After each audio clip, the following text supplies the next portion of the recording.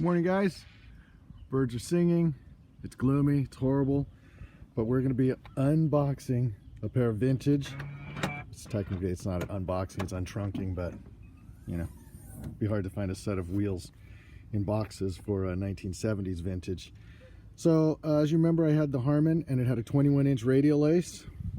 That's this rim, and it was just a little bit too big on the Harman chopper. So I decided to go to a 19. I had to have another custom rim made. So they have to actually drill the holes for radial lace. So there it is. Beautiful rim. WM1 Sun on a Hallcraft hub with Buchanan spokes, Buchanan nipples.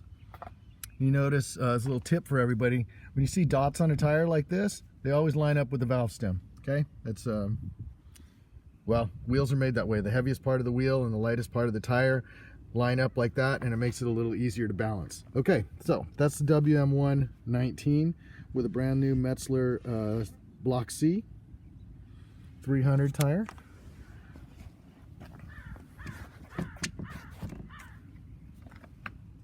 That thing's fantastic. All right, and here is the rear. WM6, 3.5-inch wide, the widest that was available all through the 70s. This is 18-inch, so I went up from the 16 to an 18. Kind of sticking with the Sportster vibe since it's got Sportster, you know, it's got an iron head in it. So, all right, let's get this one out.